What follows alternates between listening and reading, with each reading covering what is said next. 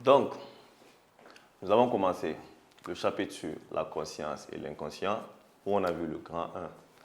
Qu'est-ce que la conscience? Au grand 2, les différents types de conscience. Et au grand 3, les avantages de la conscience. Maintenant, nous allons entamer le grand 4, l'inconscient psychique.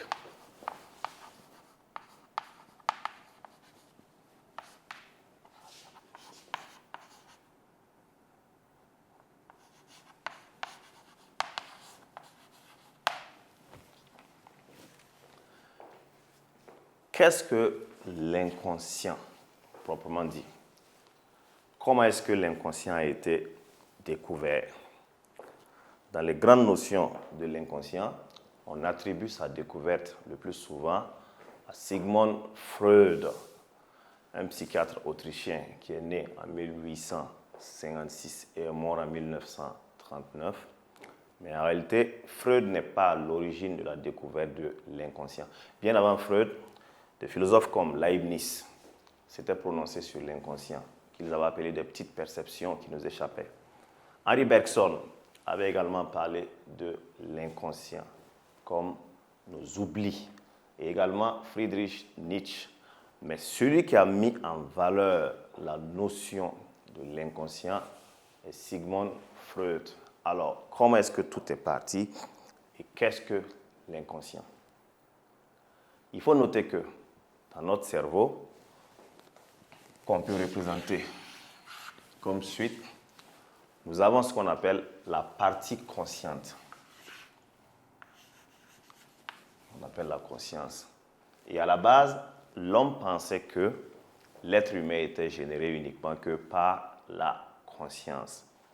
Et par la suite, avec les recherches, on s'est rendu compte qu'il existe une autre zone qui agit contre notre volonté, le plus souvent, sur nous. Et cette zone, on appelle l'inconscient. Mais l'homme n'avait aucune connaissance de l'inconscient et de ses manifestations. Donc, nous définissons d'abord l'inconscient comme une zone qui se trouve dans notre cerveau où sont stockés notre passé, nos désirs refoulés, nos pulsions sexuelles et nos oublis, mais qui interagissent souvent sur notre comportement. Comment est-ce que Freud a découvert le principe de l'inconscient? Tout à l'heure, nous disons qu'à la base, Freud est un psychologue et psychiatre autrichien qui travaillait à l'hôpital. Mais ses études étaient axées sur les cas de l'hystérie. Une hystérie est une exagération comportementale qui se manifeste souvent par des troubles convulsifs. C'est-à-dire que l'hystérie, de façon simple, c'est lorsque nous exagérons dans le comportement. On prend un exemple simple. Lorsque les femmes aperçoivent un margouillat, vous allez voir qu'elles vont beaucoup paniquer. C'est de l'hystérie. Et c'est ce que Freud étudiait à la base. Il essayait de comprendre qu'est-ce qui provoquait l'hystérie. Et dans son mécanisme de questionnement, il posait des questions aux patients. Mais ce n'était pas n'importe quelle question et il ne procédait pas n'importe comment. Il procédait par la méthode de l'hypnose. L'hypnose est une technique qu'on utilise pour endormir quelqu'un, un sommeil superficiel. Il est toujours éveillé, mais seulement il n'est plus conscient. On l'endort légèrement et on lui pose des questions. Grâce à la méthode de l'hypnose, la conscience qui permet à l'homme de bien analyser les questions avant de répondre n'existe plus. Donc du coup, les réponses qui sortent de la bouche des patients sont des réponses tout aussi vraies que immorales, car le patient n'a plus la faculté de trier ses réponses avant de les donner. Donc, Freud, à la base, hypnotisait ses patients avant de leur poser les questions. Il a remarqué que sous hypnose, lorsqu'il posait une question à un ou une patiente, dans ses réponses, elle disait beaucoup plus que ce à quoi il ne s'attendait. C'est-à-dire qu'il y a des vérités qui sortaient de la bouche des patients dont il sait qu'étant conscient, il n'allait pas avouer cette vérité-là.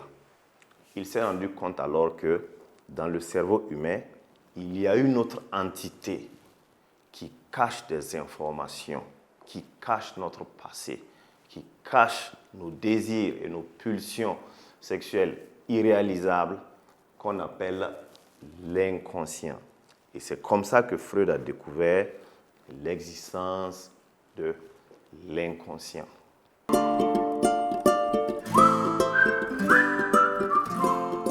Après la découverte de l'inconscient et l'apport de Freud, voici le bref résumé qu'on peut donner.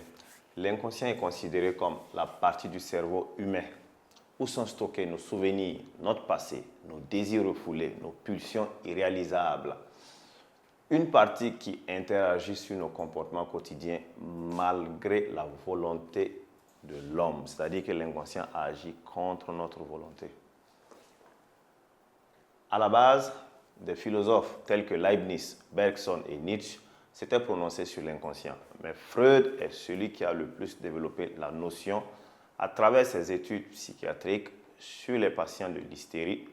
Il utilisait la méthode hypnotique pour soigner ses patients. Et c'est lors de ses études qu'il découvra l'existence de l'inconscient.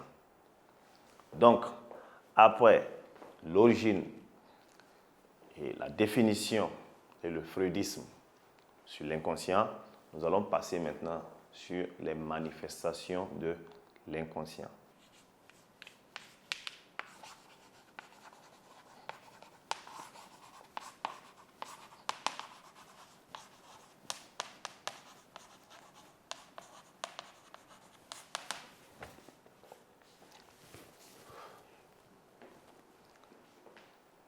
Donc, en grand 5, nous avons les manifestations de l'inconscient. Autrement dit, comment est-ce que l'inconscient se manifeste dans notre quotidien. Après la découverte de l'inconscient, on a commencé à faire attention aux actes que l'homme pose. Qu'est-ce qu'un acte conscient? Un acte conscient est un acte réfléchi. Autrement dit, un acte que l'homme a posé avec une volonté. Mais il se trouve que parmi les actions de l'homme, il y a des actes conscients, il y a également aussi des actes inconscients. Et c'est ce qui nous renvoie directement sur les manifestations de l'inconscient. La première manifestation nette de l'inconscient humain est le rêve. Le rêve est la voie royale de la manifestation de notre inconscient. Lorsque nous dormons, notre conscience se trouve endormie. Et il se trouve que nous posons certains actes malgré nous. Par exemple, le somnambulisme. Par exemple, parler pendant notre sommeil. Ou pour d'autres encore, même faire pipi.